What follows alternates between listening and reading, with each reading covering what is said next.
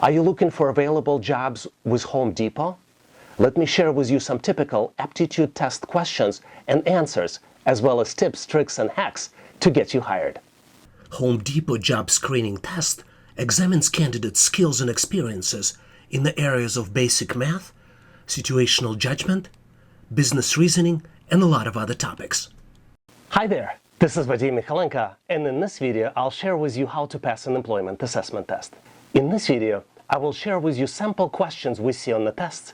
I will have some questions for you to try, and I'll show you tips, tricks, and hacks on how to get ready and pass the test. I will also share with you some additional test resources that might benefit you and might help you to get ready for the test quickly. Let's look at the sample question. How many squares are in this picture? And you have 4 choices: 16, 29, 30, or 32. Do you think you know the answer? Let me tell you a little bit about myself. My name is Vadim Michalenko, and I have MBA and master's degree in computer science. I have been helping people for more than 25 years to get hired and find jobs. I have founded howtoanalyzedata.net website with only intent to help people get employment. This site helped a lot of people, and I'm pretty sure it will help you as well. In this video tutorial, you will have everything you need to get ready and pass the test. I'll show you sample test questions with answers and explanations. I will have practice questions for you to answer. I'll share with you tips, tricks, hacks, and techniques that work now to get you ready for the test. And I'll share with you some additional test resources to get you prepared quickly. And now, let's go ahead and jump right to the questions.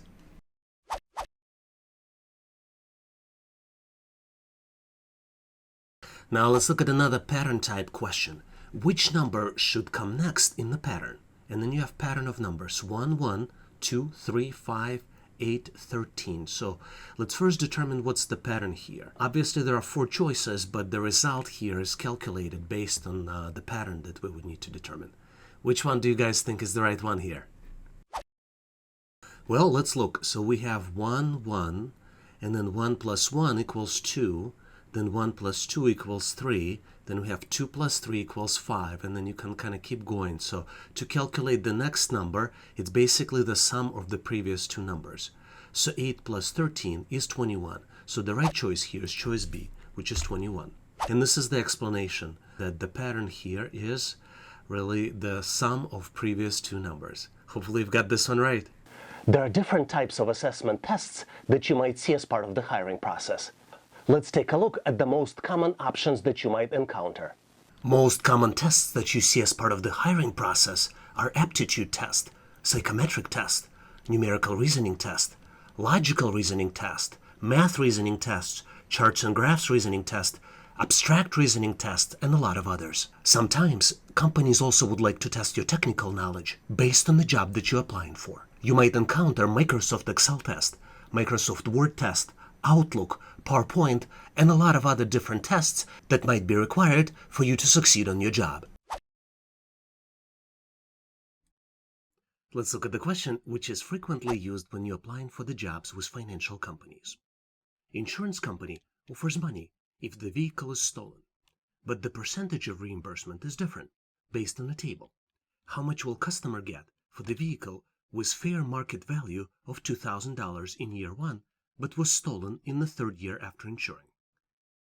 You have a table, and it shows that percentage deduction. In 1st year, there is no deduction. After 1 year, there is a 10% deduction. After 2 years, 25%. And after 3 years, 40%. And you have 4 choices: $500, $1,000, $1,500, and $2,000. Which one do you think is right choice here? Let's look at how you would approach answering this question. After 2 years, you would have to deduct 25% of the original cost of the vehicle. 25% of $2,000 is $500. So $2,000 minus $500 that you would have to deduct would be $1,500 reimbursement that you can get from insurance company. Let's recap. The vehicle is stolen in the 3rd year after 2 years. Insurance company will deduct 25% of initial value, and 25% of initial value is $500. Company will deduct $500 and offer you $1,500, so the correct choice is answer C. Hopefully you've got this one right, but in case you need to practice more with similar questions, make sure to download my ebook with more practice questions using link in the description of this video. One of the best ways to learn is try to test your knowledge periodically. I encourage you to participate in our daily question challenge. Every day we post a new question in the community section of the channel. You have an opportunity to test your knowledge and validate your skills on the different topics. This is one additional reason to subscribe to the channel, because this way all the questions will be delivered to you automatically. Now let's review assessment test question, which tests your knowledge of charts and graphs. Which of the following options represent the largest price increase in a single month? You're presented with the graph, which contains 3 different lines. One for tulips, another one for orchids, and the third one is for roses. You have 4 choices. Tulips from January to February. Choice B, tulip from March to April. Choice C, orchid from April to May. And choice D, roses from February to March. Which one do you think is the correct answer? To answer this question correctly, you need to look at the segments of this graph. Segment that goes from months to months represents either price increase or price decrease. The largest segment that represents one single month's largest price increase would be on the blue line from April to May. Blue line represents orchids. And let's go to the choice. So the right answer here is choice C, orchids from April to May. Based on the graph shown, there are different price increases here. Price of the tulip, for example, increased by about $5 from January to February, and another $5 from March to April. But orchid's price, which represented by blue line, increased from April to May by nearly $10, which represents the largest price increase. I'm pretty sure you nailed this question. This was rather easy, but you see a lot of these types of questions on assessment test. And now it's your turn. Please make sure to post your answer in the comment section below this video so I can give you the grade. Here is the question for you to answer. You need to find the last number using the pattern. 2, 6, 12, 20, 30, 42, and then the missing number. And the choices are 60, 64, 52, or 56. Which one do you think is the right answer here? Please make sure to post your answer in the comment section below this video so I can give you the grade. And now let's look at the answer to the question, which is very frequently used as part of aptitude tests, math reasoning, abstract reasoning, and logical reasoning tests. The exchange rate for converting US dollars to Chinese yuans is 6.27. How much is 1,000 Chinese yuans are worth in US dollars? And you have 4 choices: 6,270, 627, 1,594, or $159.40. Which one do you think is the correct choice here? Let's see if you can nail this question. To get to the answer to this question, you need to reverse the exchange rate. Exchange rate of converting Chinese yuans to US dollars is 1 divided by 6.27, which is an equivalent of 0.1594, which means that the value of 1,000 of Chinese yuans in US dollars is equivalent of 0.1594 multiplied by 1,000, which is $159.40. So the correct choice is D. Hopefully your selection for this answer was correct. Let me give you a couple reasons why you might consider subscribing to online training for everyone. Knowing latest assessment test questions and answers helps you to get ready for the interview and assessment test and improves your job mobility. We share with you latest questions asked during the interview. You get access to the daily challenge question. You see questions and answers people posting in the comment section of this video, and you get access to other people's experiences. You also have opportunity to help other people by answering their questions. We have a community of great people already subscribed to this channel, and these people are here ready to help you with the challenges you are experiencing. Subscribing to online training for everyone is an exciting opportunity to get ahead in your career. Thank you for your time and consideration, and looking forward to have you as a member in this channel. Now let's continue and get you ready for the assessment test. Now let's look at the question, which is very frequently used as part of aptitude tests when you're applying for the position in financial industry, especially in the banking and insurance industries. If €1 is worth 1.18 US dollars, what is the exchange rate of converting US dollars to euros? You have four choices here: 0.83, 0.79, 0.78, and 0.84. How would you calculate this? Let's see if you can nail this question. To get to the correct answer, we need to reverse the exchange rate. If exchange rate for converting euros to dollars is 1.18, then exchange rate of converting dollars to euros must be 1 divided by 1.18, which is an equivalent of 0.847.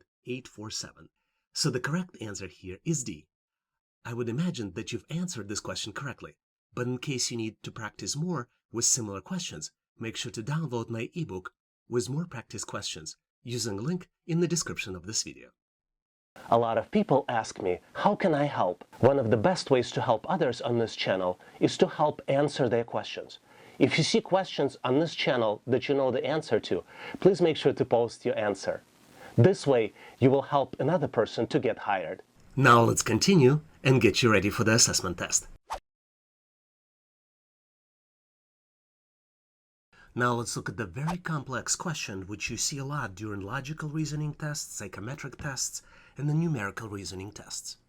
Find the correct shape to continue the series. And what we have here, we have 3 by 3 matrix with 8 shapes populated and 1 shape is missing. There are 4 choices as usual, but in order for you to calculate the right shape, you need to determine the pattern. And in fact, there are 2 patterns here on this screen. Can you figure it out? Do you know what the right answer is? As I mentioned, there are 2 patterns here. One is there is a pattern for the shape. Which shape would you choose? And second pattern is the pattern for the lines. And where is the right location for the line itself? Now let's go through the detection of the shape pattern first. So the shape pattern is triangle, square, and then the circle, right? So triangle, square, and then next one would be the circle. So we have a circle, that's the right value here, but all of this are the circles. So this was helpful, but not by much. But it just tells us that we are detecting the first pattern. And here, if you want to confirm, we have square, circle, and then triangle. Now, the most important part here is to determine on which side of the shape the lines should be located.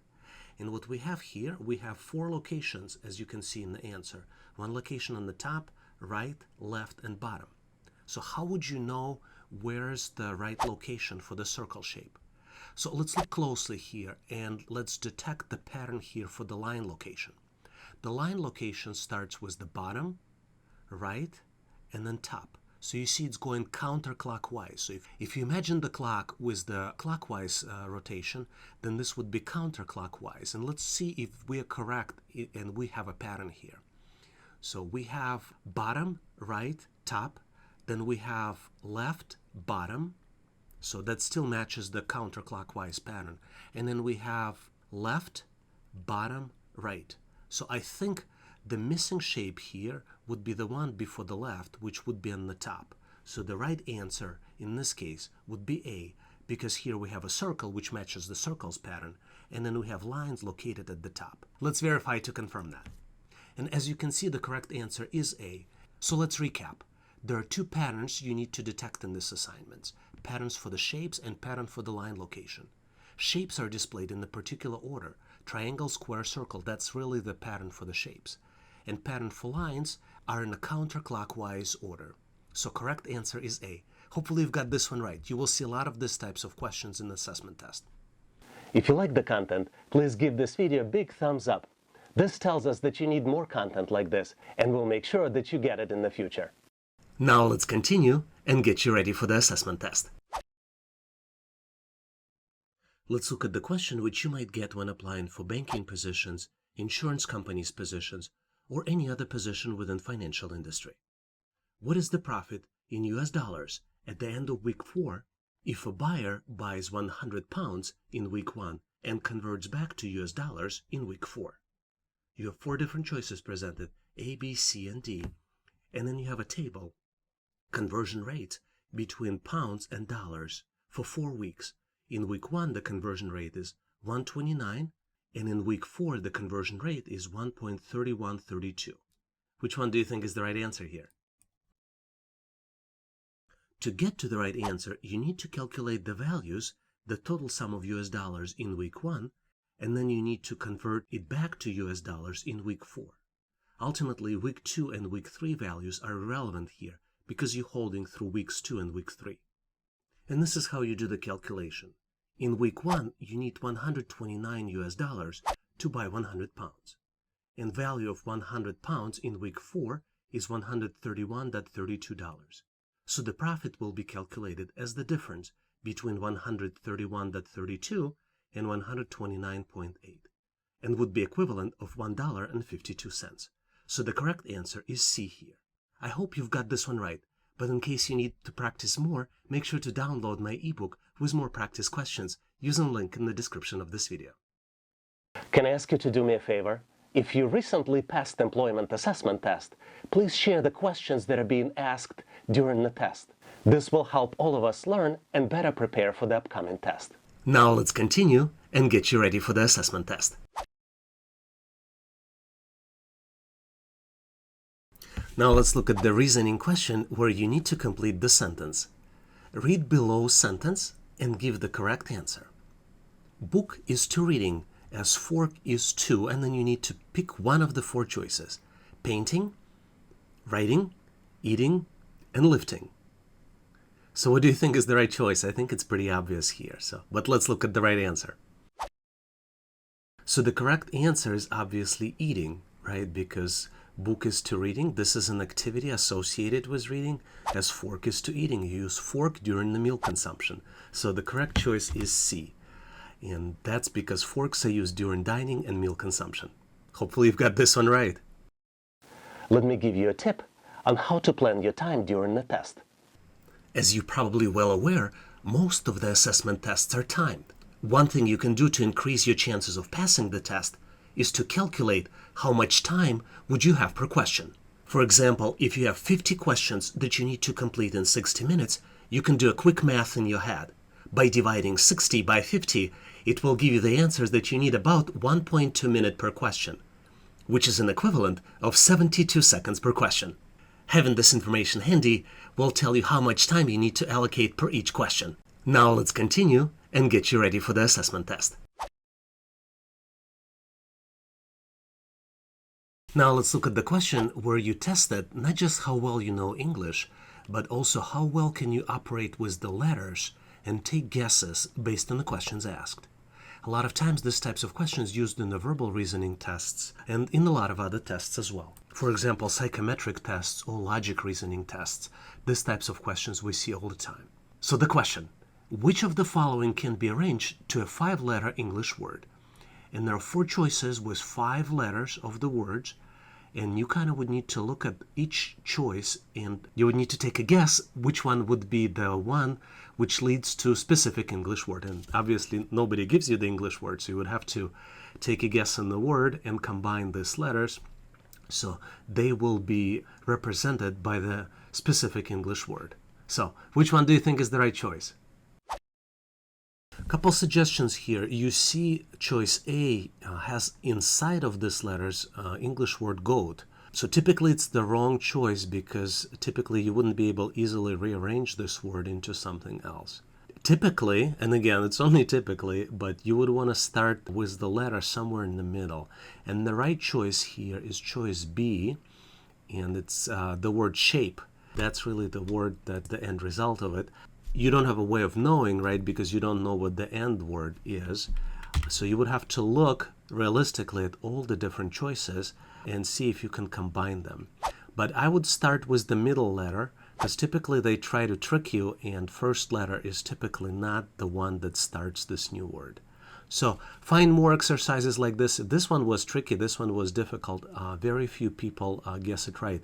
But it takes practice to get these types of questions correctly. So make sure Google or find on the internet these types of verbal reasoning questions and see if you can get better at this.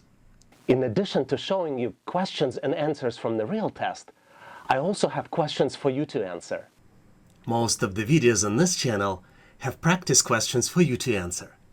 Please make sure to post your answers in the comment section of the video. This will allow me to validate your answer and give you the grade. Now let's continue and get you ready for the assessment test. Let's look at the question which tests your knowledge of logical reasoning and how well you can apply this knowledge to charts and graphs. Review the graph in the picture and answer the question, during which period did the revenue of the company declines? There is a picture represented here with two lines, one blue line that shows revenue, and then the orange line which shows the cost. The period is from 2013 to 2020, and you have four choices to select from: 2014 to 2015, 2019 to 2020, 2013 to 2014, and 2016 to 2017. Which one do you think is right? To answer this question correctly, you need to differentiate between revenue and the cost. Because revenue is represented by blue line, you have to follow the blue line to answer the question in which period revenue declines. If you follow the line, you see that for all the years, with the exception of period of 2014 to 2015, right here, the line goes up. And only for the period 2014 to 2015, revenue declines. So that is the correct choice, and that is the correct answer. Now let's recap. The line graph shows the revenue and costs of a small company between the periods of 2014 and 2020. To estimate the changes, you need to find the spot on the line which goes down. Only place when line goes down is between the years of 2014 and 2015. Therefore, choice A, which shows 2014 to 2015, is the right answer for this question. Hopefully you've got this one right.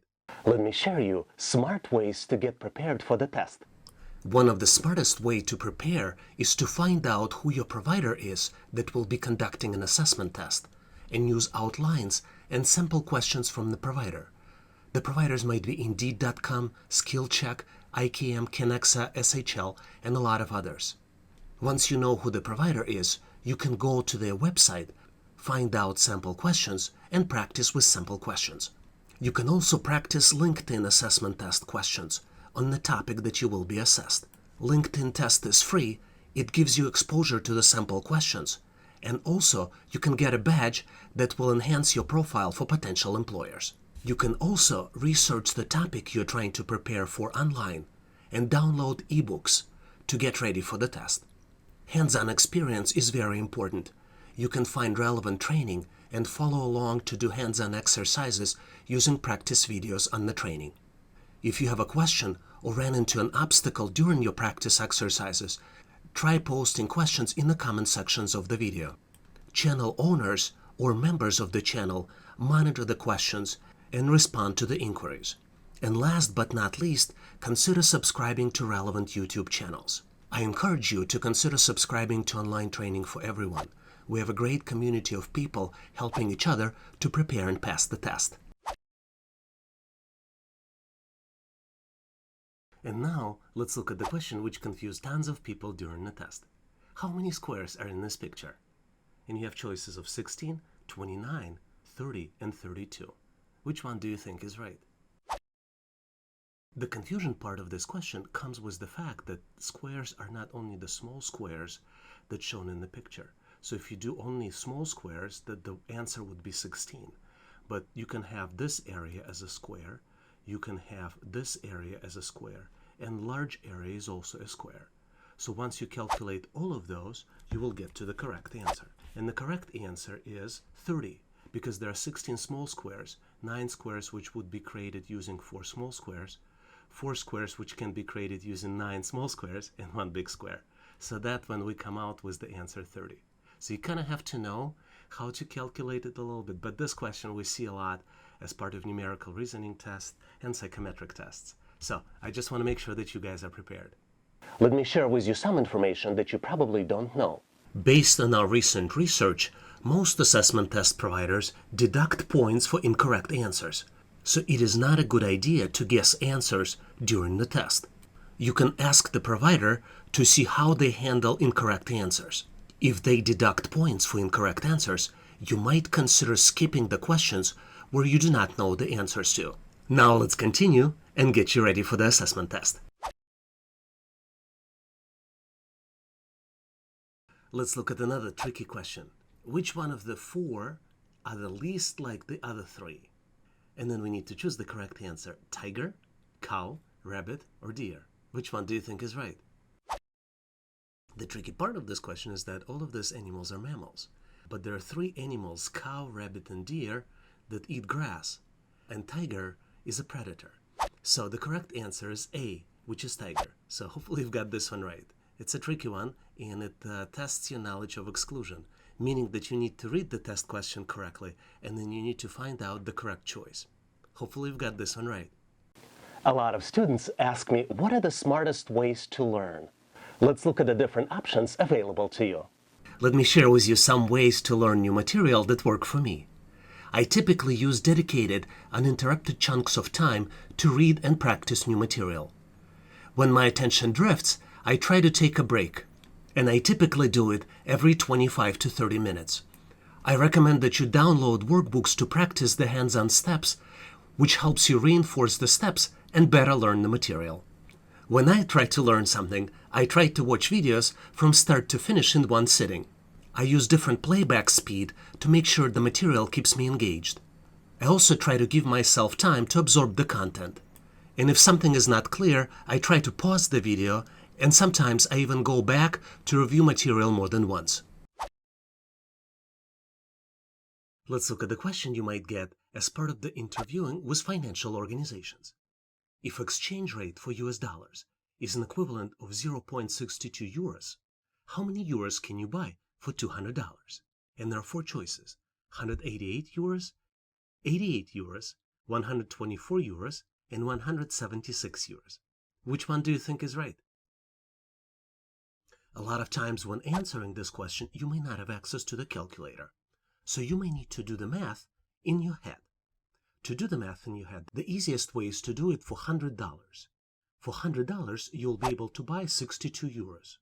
Then for $200, you'll be able to purchase double of that, which is 62 multiplied by 2, which equals 224. Let's recap. To answer this question, you need to multiply 200 by 0.62, which is an equivalent of 124. So choice D is the right answer. I'm pretty sure you nailed this question. And now it's your turn. Please make sure to post your answer in the comment section below this video so I can give you the grade. Here's the question for you to answer.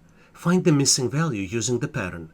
And you have pattern of numbers 1, 2, 2, 4, 8, value that's missing, and then 256.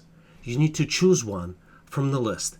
And the choices are 20, 32, 64, and 144. What do you think is the right answer here? Please make sure to post your answer in the comment section below this video so I can give you the grade. Now let's look at the question which tests your knowledge of charts and graphs, math reasoning, and logical reasoning. Approximately, what percentage of jewelry sales in October were bracelets? And you're presented with the graph, which has 4 sections. Each section has 2 bars. Each bar represents monthly sales. Blue bar represents April sales for different types of jewelry. And orange bar represents October sales for the same jewelry. For example, for bracelets, April sales are approximately 125 items versus October sales are approximately 80 items. You have 4 choices to answer this question. Around 11%, choice B around 18%, around 25%, or around 40%. So how would you approach this question? Which one do you think is the right answer?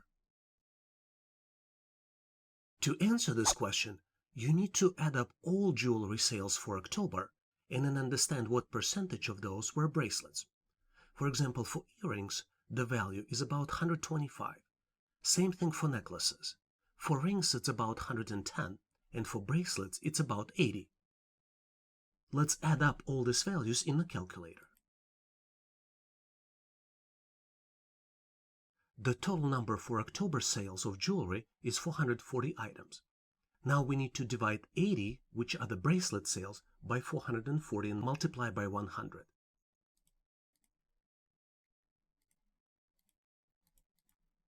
The answer is about 18, which means that sales of bracelets are about 18% for October. Let's recap. Based on the bar graph, sales of bracelets are represented by the red bar. We do not have precise figures for the sales, so we need to approximate the numbers. Based on the graph, the approximate number of items sold in October are about 125 earrings, about 125 necklaces, and about 110 rings, plus about 80 bracelets, total of 440 items. To calculate the percentage of bracelets sold, we need to divide 80 by 440 and multiply by 100. The number of bracelets sold in October represented by about 18%. Hopefully you've got this one correctly, as this question involved a lot of calculations. A lot of students ask me, how can I learn quickly? Let's look at all different options based on recent scientific research. One of the most effective ways to learn we recommend to our students is a mixed mode learning. You use a variety of different resources during mixed mode learning and alternate between them to ensure better comprehension of the material. For example, if you're trying to get ready for Excel assessment test, you can start by watching YouTube videos, then practice the steps in Microsoft Excel, read related topics in the ebook, and then experiment with a variety of questions during practice test.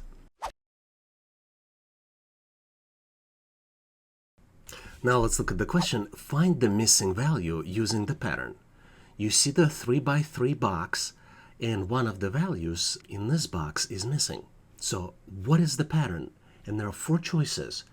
We have A, B, C, and D, right? And obviously you would have to find the pattern and calculate the value.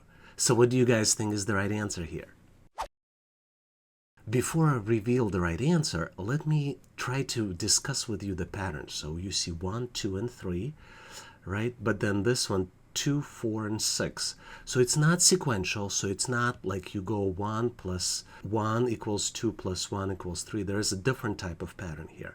And the right pattern here is that 1 plus 2 equals 3, right? And then 2 plus 4 equals 6. And once you know the pattern, you can easily calculate that 3 plus 6 equals 9. So the right answer here is choice C. Let's validate. And you're absolutely right. The right choice is choice C, and this is exactly the logic that I just presented to you. Hopefully you've got this one right.